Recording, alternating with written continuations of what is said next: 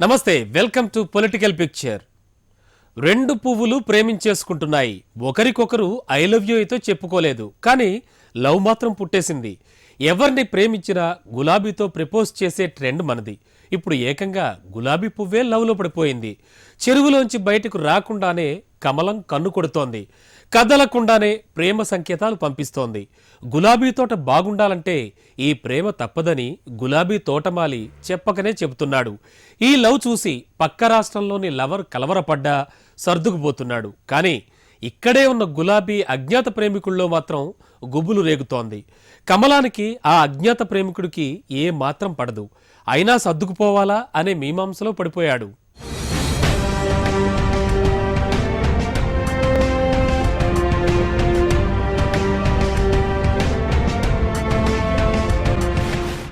నోట్ల రద్దు ఇప్పుడు దేశ రాజకీయాలనే మలుపు తిప్పిన గేమ్. మొదట 6 కొట్టి నరేంద్ర మోడీ ఈ గేమ్ మొదలుపెట్టారు. అప్పట్నుంచి ప్రతిపక్షాలు బౌన్సర్లు వేస్తూనే ఉన్నాయి. బ్యాంకులు ఫెయిల్ అవడంతో వరుస వికెట్లు పడి మోడీ టీం కష్టాల్లో పడింది. అప్పుడో బ్యాట్స్మెన్ పిచ్లోకి వచ్చాడు. ప్రతి బాల్ని 4 లేదంటే 6 కొట్టేసి సెంచరీ బాధేశాడు. టెయిలెండర్ బ్యాట్స్మెన్ వచ్చి సెంచరీ కొడితే ఎంత ఆనందంగా ఉంటుంది. మోడీ కూడా అంత ఖుష్ అయిపోయాడు. సెంచరీ కొట్టిన ఆ టెయిలెండర్ బ్యాట్స్మెన్ మన కేసీఆర్ సాబే. रात्रि को 12 बजे से वर्तमान में जारी 500 रुपए और 1000 रुपए के करेंसी नोट लीगल टेंडर नहीं रहेंगे। నవంబర్ 8న నరేంద్ర మోడీ నోట్ల రద్దును ప్రకటించారు. ఈ ప్రకటన ప్రకంపనలు సృష్టించింది. దేశ ఆర్థిక వ్యవస్థని కుదిపేసింది. నల్లధనం ఆట కట్టించడానికి, దొంగ నోట్లను అరికట్టడానికి ఈ నిర్ణయం తీసుకున్నట్లు ప్రధాని వివరించారు.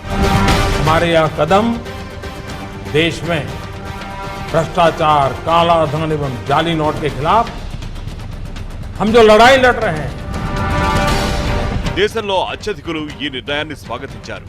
దాచుకున్న గుట్టల గుట్టల డబ్బు బయటికి వస్తూ ఉంటే చూసి సామాన్యులు కూడా హర్షించారు. కానీ సామాన్యులకు మాత్రం నోట్లు దొరక్కపోవడం, బ్యాంకుల్లో కష్టాలు ఎదురవడంతో విమర్శలు మొదలయ్యాయి. పాత నోట్లు ఇచ్చేయమన్నారే గాని సామాన్యుల అవసరాలను తీర్చడంలో మాత్రం కేంద్రం ఫెయిల్ అయింది. దీంతో ప్రతిపక్షాలు విరుచుకుపడ్డాయి. बीजेपी की सरकार ने भ्रष्टाचार के खिलाफ कोई भी कानून, कोई भी निर्णय लिया, उनको हम 100% अपना समर्थन देंगे। అయినా తామెందుకు ఈ నిర్ణయం తీసుకున్నామో వివరిస్తూ 50 రోజుల పాటు ఆగి చూడాలని నరేంద్ర మోడీ చెప్పుకొచ్చారు. ప్రతిపక్షాలు ఎందుకు వ్యతిరేకిస్తున్నాయో కూడా సెటైర్లు విసిరిమని చెప్పారు. मैंने देश को कभी अंधेरे में नहीं रखा है, मैंने देश को कभी गलतफहमी में नहीं रखा है, खुल करके बात कही है और ईमानदारी से। मैंने सिर्फ देश से 50 दिन मांगे हैं, 50 दिन। 30 दिसंबर तक मुझे मौका दीजिए मेरे भाई। ప్రతిపక్షాల దాడి మాత్రం ఆగలేదు. పార్లమెంట్లో ఈ వ్యవహారం ప్రతిధ్వనించింది. ఉభయ సభలు అసలు జరగని పరిస్థితి ఏర్పడింది. వర్షాకాలం సమావేశాలు ఈ గొడవతోనే ముగిసిపోయాయి. ప్రధాని మాట్లాడాలని ప్రతిపక్షాలు డిమాండ్ చేయడం, మాట్లాడతానని రాగానే ఓటింగ్తో చర్చ పెట్టాలని పట్టుబట్టడం, దీనికి అధికార పక్షం ఒప్పుకోకపోవడం, ఇలా ఏ చర్చ సరిగ్గా జరగకుండానే ఆ సమావేశాలు అయిపోయాయి.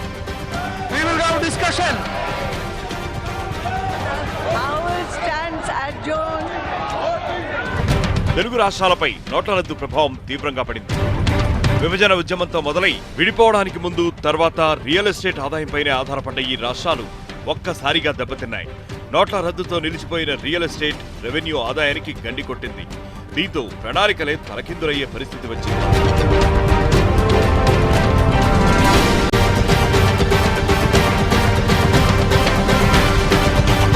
చంద్రబాబు నాయుడు హర్షం వెలిపించారు. ప్రధాని నిర్ణయాన్ని స్వాగతించారు. కానీ జనం కష్టాలు చూసి చలించిపోయినట్లుగా కొన్నిసార్లు బిల్డప్ ఇచ్చి బ్యాంకర్లపై విరుచుకుపడ్డారు. ఈ హిస్టారికల్ డెసిషన్లో కొన్ని ఇబ్బందులు వచ్చిన మాట వాస్తవం. దీన్ని అధిగమించడానికి ఒక విధంగా కేంద్ర ప్రభుత్వం తీసుకున్న నిర్ణయమైనప్పటికీ కూడా నేను మనస్ఫూర్తిగా స్వాగతిస్తున్నా. ఇప్పుడు ఇబ్బందులు పడుతుందని నా దృష్టి కూడా వస్తూ ఉంది. దీన్ని అధిగమించడానికి ఏమేం చేయాలనో అన్ని విధాలు నేను ప్రయత్నం చేస్తాను. తెలంగాణలో మాత్రం డిఫరెంట్ వాతావరణం ఏర్పడింది. ఈ నిర్ణయాన్ని ముక్తసరిగా సమర్థించిన కేటీఆర్ గ్రేటర్ పన్ను వసూలుకు పాత నోట్లను తీసుకునేలా సిస్టం పెట్టి 100 కోట్లు వసూలు చేసి సక్సెస్ అయ్యారు. కేసీఆర్ మాత్రం సైలెంట్ గానే ఉన్నా ఈ నిర్ణయంతో ఆగ్రహం చెందినట్లు వార్తలొచ్చాయి. వెంటనే కేసీఆర్ ఢిల్లీకి వెళ్లారు. మోడీతో సమావేశమయ్యారు. ఢిల్లీ నుంచి తిరిగొచ్చాక అసలు సీన్ మొదలైంది.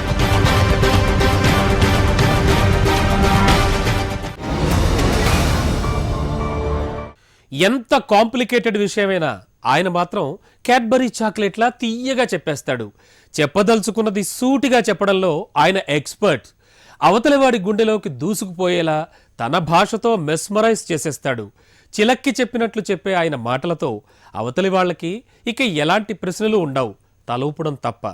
ఆయన కత్తి ఎటువైపు తిప్పినా పదునుంటుంది. తిడితే మొహం కూడా చూడలేరు, పొగిడితే హత్తుకోకుండా ఉండలేరు.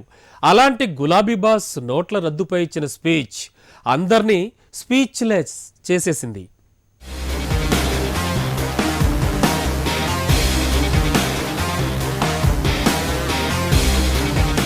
తెలంగాణ అసెంబ్లీ సమావేశాలు మొదలయ్యాయి. సీఎం నోట్ల రద్దుపై మాట్లాడటం మొదలెట్టారు. నవంబర్ 8న మోడీ ఇచ్చిన షాక్ కంటే ఎక్కువ వోల్టేజ్ కాంగ్రెస్ వాళ్లకు తగిలింది. మోడీ శిష్య బృందం బీజేపీ నేతలైతే అవాక్కయ్యారు. ఆ స్పీచ్ ను టీవీలో చూస్తున్న సామాన్యులు సైతం నోరు తెరిచారు.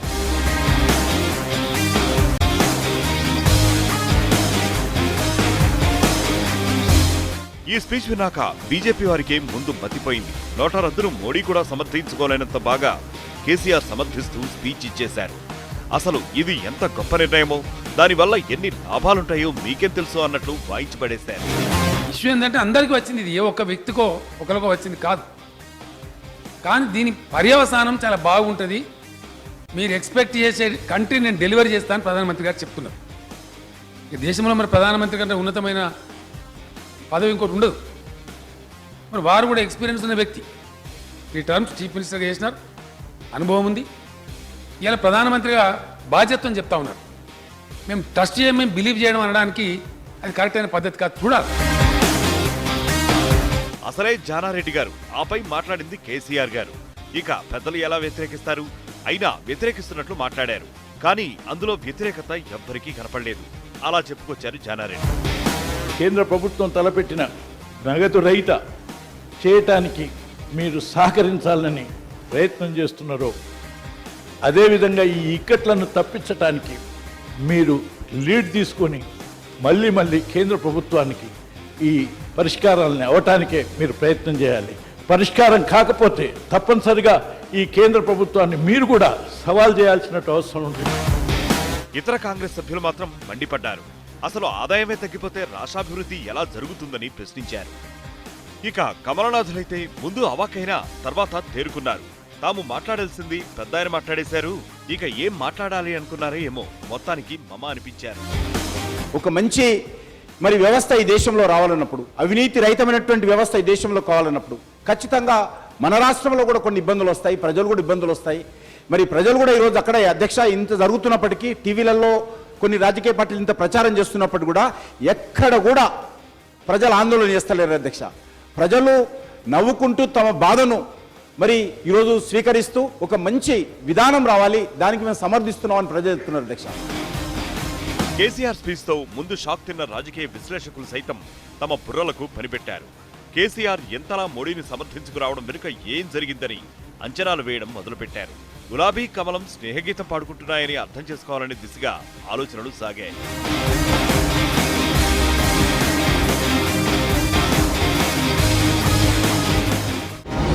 ఈ రాష్ట్రంలో ఎప్పటికైనా అధికారంలోకి వచ్చేది తామేనన్నారు.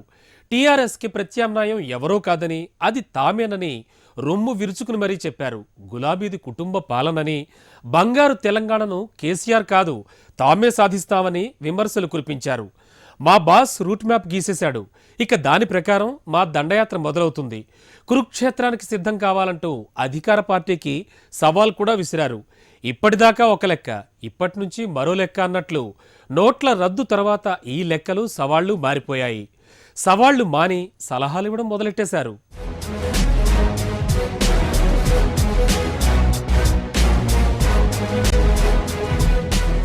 తెలంగాణ మొదట ఇస్తామన్నది బీజేపీయే.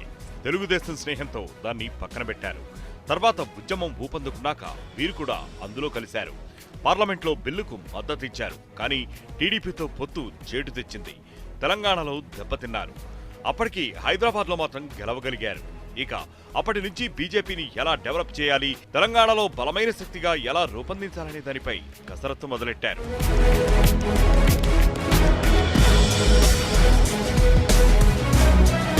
బీజేపీ బాద్షా అమిత్ షాను రప్పించి వరంగల్లో భారీ సభ పెట్టారు. అందులో కేసీఆర్ పై విమర్శల బాణాలు ఎక్కుపెట్టారు. ఈ రాష్ట్రానికి తామే ప్రత్యామ్నాయమని స్పష్టం చేశారు. టీఆర్ఎస్ 2 ఏళ్ల పాలనలో వారి ఎజెండా ఓట్లు, సీట్లు, నోట్లు, వెన్నుపోట్లు తప్పితే ప్రజలకు చేసిందేమీ లేదు, ఒరగబెట్టిందేమీ లేదు. అందుకనే కార్యకర్తలు సమాయత్తం కావాలి. కాంగ్రెస్ మీద విశ్వాసం లేదు, కాంగ్రెస్ పట్ల ప్రజలకు నమ్మకం లేదు. ఇవాళ Bharatiya Janata party is the only viable alternative party to TRS ఈ తెలంగాణలో. అమిత్ షా అయితే కేసీఆర్ కుటుంబ పాలన అంటూ విమర్శలు చేశారు. తెలంగాణను కేంద్రమే అభివృద్ధి చేస్తుందంటూ చెప్పుకొచ్చారు.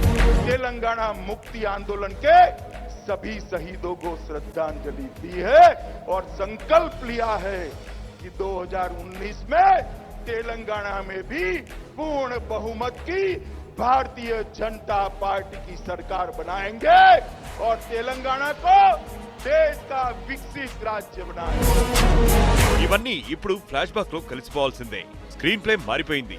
ఆన్ స్క్రీన్ ఎలా ఉన్నా ఆఫ్ స్క్రీన్ లో మాత్రం స్నేహ గీతాలు వినిపిస్తున్నాయి. అసెంబ్లీ సమావేశాలు చూసే వారికి ఆ విషయం అర్థమైపోతోంది.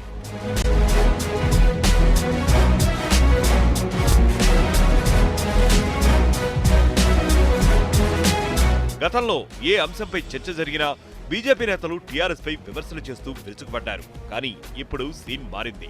ఇతర ప్రతిపక్షాలన్నీ వాకౌట్ చేసినా సభలో ఎంత గందరగోళం నెలకొన్నా కమలనాథులు మాత్రం చూస్తూనే ఉండటం, లేదంటే కొన్ని సూచనలు చేయడం మినహా సభ నుంచి మాత్రం బయటకు వెళ్లే సాహసం చేయడం లేదు.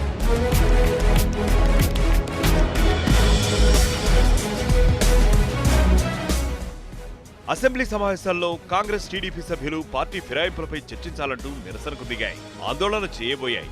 2 నిమిషాల్లోనే హరీష్ రావు సస్పెన్షన్ తీర్మానం చదవడం, ఆ తర్వాత స్పీకర్ సభ్యులను ఒకరోజు సస్పెండ్ చేస్తున్నట్లు ప్రకటన ఇవ్వడం కూడా టకాటకా జరిగిపోయాయి. ప్రతిపక్ష సభ్యులు షాక్ అయ్యారు. జనరల్ గా స్పీకర్ పునరాలోచించాలి అనే మాటలు కూడా బీజేపీ చెప్పలేదు. ఫీజు రీంబర్స్మెంట్ పై చర్చ సందర్భంలోనూ ఇదే తంతు. కాంగ్రెస్, టీడీపీ, సిపిఎంలది పోరుబాట అయితే బీజేపీ మాత్రం నిర్మాణాత్మక సూచనలు, సలహాలు ఇవ్వడానికే పరిమితమైంది. ఎవ్వరు వాకౌట్ చేసినా, ఎవరిని సస్పెండ్ చేసినా చిరునవ్వుతో మాట్లాడడమే తప్ప బీజేపీ ఎమ్మెల్యేలు మాత్రం ఎలాంటి విమర్శలు చేయలేదు. నేను ముఖ్యమంత్రి గారిని కోరుతాను, నాకు పూర్తి విశ్వాసం ఉంది. ఇప్పుడు ముఖ్యమంత్రి గారు ఇచ్చినటువంటి హామీ మీద సర్టిఫికెట్స్ వాపస్ ఇస్తలేరు సార్. పాస్ అయిన తర్వాత కూడా ఒక కఠినమైన చట్టం చేయాలి. ఎట్టి పరిస్థితుల్లో ఎగ్జామ్స్ పూర్తయిపోయిన తర్వాత, ముఖ్యమంత్రి ఎగ్జామ్స్ పూర్తయిపోయిన తర్వాత, పాస్ అయిపోయిన తర్వాత విద్యార్థులు పై చదువులకు కానీ ఉద్యోగాలకు వెళ్ళేటందుకు ఇబ్బంది అవుతుంది. ఆ సర్టిఫికెట్స్ ఎట్టి పరిస్థితుల్లో ప్రైవేట్ ఇన్స్టిట్యూషన్స్ పెట్టుకోకూడదు. అది ఖచ్చితంగా చట్టం చేస్తారా, జీవో చేస్తారా, సర్టిఫికెట్ ఇప్పాలి. ఫీజు రీయింబర్స్మెంట్ వ్యవహారంలో విద్యార్థుల భవిష్యత్ గురించి పట్టించుకోవాలని మాత్రం ప్రభుత్వానికి సూచించింది. నేను మీ ద్వారా కూడా ప్రభుత్వాన్ని కోరేదంటే ప్రియారిటీగా గవర్నమెంట్ జూనియర్ కాలేజ్, డిగ్రీ కాలేజ్లో ఫస్ట్ ప్రియారిటీ మీరు ఫీ రీయింబర్స్మెంట్ స్కాలర్షిప్స్ కనుక ప్రైవేట్ కాలేజీలో మీరు అంటున్నారు కదా, ప్రైవేట్ కాలేజ్లో మిస్యూజ్ అవుతా ఉన్నది ఈ ఫీ రీయింబర్స్మెంట్ అనే ఏదైతే వాదన వస్తుందో అటువంటి అవకాశం ఇవ్వకుండా మొట్టమొదటిగా government junior colleges, government degree college చదివేటువంటి విద్యార్థులకు ఆ కాలేజీలో సీట్స్ భర్తీ చేయడానికి అవకాశం ఉంటుంది. వాళ్ళకు ముందు ప్రియారిటైజ్ మీద కూడా వాళ్ళకి ఇచ్చినందుకు ఆస్కారం ఉంటుంది. కాబట్టి ఆ రకంగా మనకు 2 విధాలు కూడా దోహదపడుతుంది. కాబట్టి గవర్నమెంట్ జూనియర్ కాలేజ్, డిగ్రీ కాలేజ్లో కూడా విద్యార్థుల యొక్క అడ్మిషన్స్ పూర్తిదానికి. గతంలో ఎంఐఎం ఏ విధంగా ప్రభుత్వంపై ఏ విమర్శలు చేసినా చివరకు సర్దుకుపోయేదో ఇప్పుడు బీజేపీ పరిస్థితి కూడా అలాగే మారింది. కష్టమనే కమలనాథులు కూల్ అయిపోయారు. వాకౌట్లైనా, సస్పెన్షన్లైనా సభలో మనకు టీఆర్ఎస్ తో పాటు కనపడేది బీజేపీ, ఎంఐఎం ఎమ్మెల్యేలే.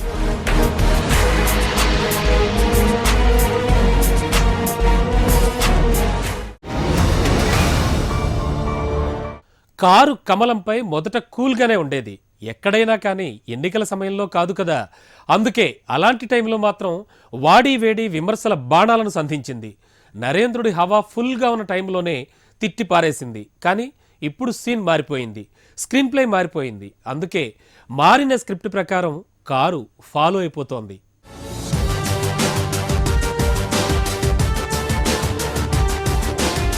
తెలంగాణలో టీఆర్ఎస్ కు కాంగ్రెసే ప్రధాన ప్రత్యర్థి. చివరి వరకు తెలంగాణ విషయంలో నంచింది కాంగ్రెసే. అందుకు ప్రతిఫలం కూడా ఎన్నికల్లో అందుకుంది ఆ పార్టీ. మొదట టీడీపీని, ఆ తర్వాత కాంగ్రెస్ ను పద్ధతి ప్రకారం టీఆర్ఎస్ వీక్ చేసేసింది. అయినా ఇప్పటికీ ప్రధాన ప్రతిపక్షం కాంగ్రెసే. ఎప్పటికైనా పుంజుకుని సవాల్ చేయగలిగేది కాంగ్రెసే. అందుకే టీఆర్ఎస్ విమర్శలన్నీ కాంగ్రెస్ పైనే.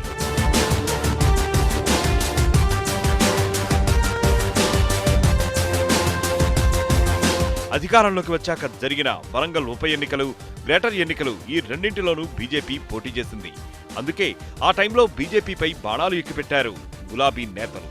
నిజామాబాద్ ఎంపీ కవిత నేరుగా మోడీపైనే విమర్శలు చేశారు. ఈ మధ్యకాలంలో కేంద్రంతో రాష్ట్రం తరపున నిత్యం సంప్రదింపులకు కేటీఆర్ వెళ్తూ ఉన్నారు. కేంద్ర మంత్రులతో భేటీలు నిర్వహిస్తున్నారు. రాష్ట్రానికి నిధులు తేవడానికి ప్రయత్నాలు చేస్తున్నారు. మోడీ తెలంగాణ వచ్చినప్పుడు కేసీఆర్ పై ప్రశంసలు కూడా కురిపించారు. అదే సభలో కేసీఆర్ కూడా మోడీని పొగిడేశారు. मैं यहां देख रहा हूं कि भारत सरकार और तेलंगाना मिलकर के बिजली का काम हो, फर्टिलाइजर का काम हो, रेल का काम हो, पानी का काम हो, एक साथ मिलकर के बढ़ने की दिशा में कदम उठा रहे। 40 साल से मैं भी राजनीति में हूं। पहली बार 2 साल से कोई केंद्र सरकार जो मैं अपने आंखों से देख रहा हूं, इसका मैं खुद साक्षी हूं, मैं खुद गवाह हूं।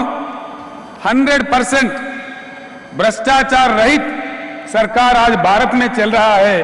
ये आपके नेतृत्व में चल रहा है। ఇప్పుడు నోట్ల రద్దు తర్వాత పరిస్థితి పూర్తిగా మారిపోయింది. ఇప్పటికీ 2 ఎమ్మెల్యేలకే పరిమితమైపోయిన టీడీపీతో బీజేపీ తెగతెంపులు చేసేసుకుంది. ఇప్పుడు టీఆర్ఎస్ బీజేపీ మిత్రపక్షాలే అనే వాతావరణం రాష్ట్రంలో కనపడుతోంది.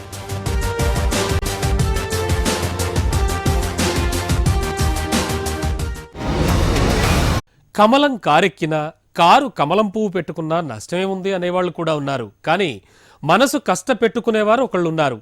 అధికారికంగా కాకపోయినా గ్రేటర్ మ్యాటర్ ముగిసే వరకు ఫ్రెండ్స్గా ఉన్నారు. ఆ తర్వాత కూడా లవ్ లెక్కలు మారినా ఆ ఫ్రెండ్షిప్ కంటిన్యూ అవుతోంది. కమలం అంటే అస్సలు పడని ఆ పాత బస్తీ ముస్తఫా మరి కారుకు కటీఫ్ చెప్తాడా లేక సర్దుకుపోతాడా? ఇదే ఇప్పుడు ఇంట్రెస్టింగ్ టాక్.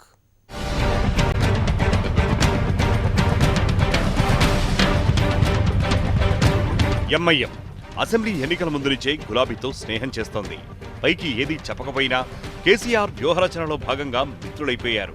అసెంబ్లీ ఎన్నికల్లోనూ, ఆ తర్వాత గ్రేటర్ ఎన్నికల్లోనూ అది స్పష్టంగా కనబడింది. టీఆర్ఎస్ ప్రభుత్వంపై ఎలాంటి విమర్శలు చేయని ప్రతిపక్షం ఎంఐఎం మాత్రమే. అసెంబ్లీలో మాత్రం సబ్జెక్టును పట్టి నిలదీస్తారే తప్ప చివరకొచ్చేసరికి హాజీ అనేస్తారు.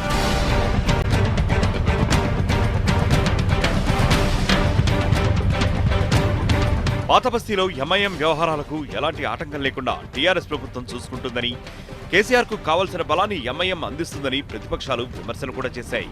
అయినా కేసీఆర్ అవేమీ పట్టించుకోలేదు. అయితే బీజేపీ అంటే అస్సలు పడని ఎంఐఎం ఇప్పుడు ఏం చేస్తుంది? ఎంఐఎంకు అసలైన ప్రత్యర్థి బీజేపీ అధికార పార్టీకి దగ్గరైతే ఎంఐఎం దూరం జరుగుతుందా? అదే ఇప్పుడు ప్రశ్న.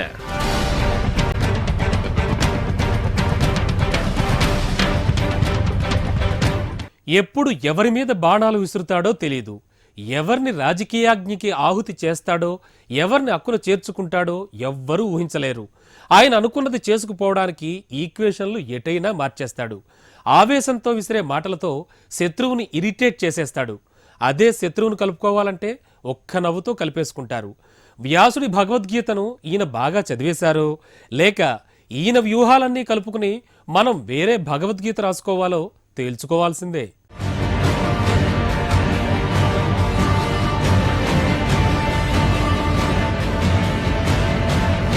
కల్వకుంట్ల చంద్రశేఖరరావు తెలంగాణ ఉద్యమం మొదలైన దగ్గర నుంచి ఆయన కెరియర్ గ్రాఫ్ చూసుకుంటూ పోతే ఆయన మిత్రులు మారిపోతూ వచ్చారు. మిత్రులు మారిపోతే ఆశ్చర్యం లేదు, కానీ శత్రువులు కూడా మారిపోతూ వచ్చారు. అది కూడా వారు మిత్రులుగా మారారు. మొదట కాంగ్రెస్ తో పొత్తు పెట్టుకుని ఎన్నికల్లో దిగారు. తర్వాత టీడీపీతో మహాకూటమి అన్నారు. ఆ తర్వాత కాంగ్రెస్ లో విలీనం అన్నారు. కాదు కుదరదు అంటూ సొంతంగా బరిలోకి దిగి అధికారం చేపట్టారు.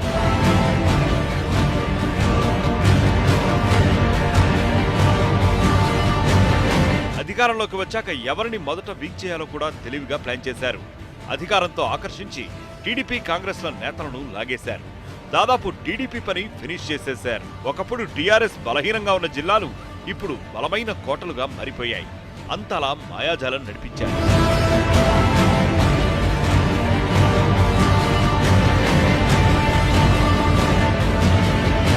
ఓల్డ్ సిటీతో సహా తెలంగాణ జిల్లాల్లో ఉన్న ఎంఐఎం బలాన్ని మైనారిటీల ఓట్లు రాబట్టుకోవడానికి స్నేహంతో పనికానిచ్చేశారు. ఇప్పుడు ఆ స్నేహాన్ని కొనసాగిస్తున్నారు.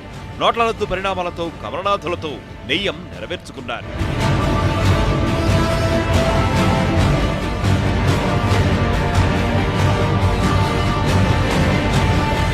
నోట్ల రద్దుతో రాష్ట్రం లెక్కలు మారిపోయాయి. ఆదాయం పడిపోయింది. వస్తుందనుకున్న ఆదాయం అంచనాలతో ప్రణాళికలు చాలా చేశారు. కీలకంగా మారిన ఇరిగేషన్ ప్రాజెక్టుల పనులు వేగం పెంచాల్సిన తరుణంలో ఈ పరిణామం జరిగింది. చెప్పినవన్నీ ఆచరణలోకి తేకపోతే ప్రజల్లో వ్యతిరేకత వచ్చే ప్రమాదం ఉంది. ఇలాంటి పరిస్థితుల్లో కేంద్రం సాయం లేకుండా ముందుకు పోలేం.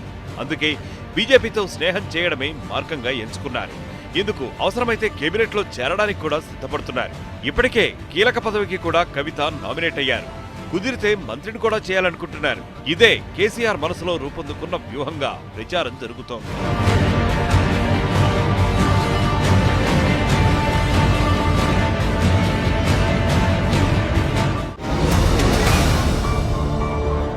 కేసీఆర్కు టార్గెటే ముఖ్యం. ఆ టార్గెట్ చేరుకోవడానికి ఏ రోడ్డైనా ఎక్కుతారు, ఏ వెహికల్ అయినా మారుస్తారు. ఎవరేమనుకున్నా డోంట్ కేర్. ఎన్ని విమర్శలు వచ్చినా ఆయన ఒకసారి వాదించాడంటే ఇక అవన్నీ కేర్లెస్ అయిపోతాయి. ఇప్పటి వరకు ఇరు పార్టీల్లో ఎవరూ అధికారికంగా నోరు విప్పకపోయినా స్నేహం నడుస్తోందని మాత్రం ప్రచారం జరుగుతోంది. కేసీఆర్ వ్యూహం ఎలాంటి ఫలితాలను ఇస్తుందనేది వేచి చూడాల్సిందే. సో ఇది ఇవాల్టి పొలిటికల్ పిక్చర్. రేపు మరో టాపిక్తో మళ్ళీ కలుద్దాం.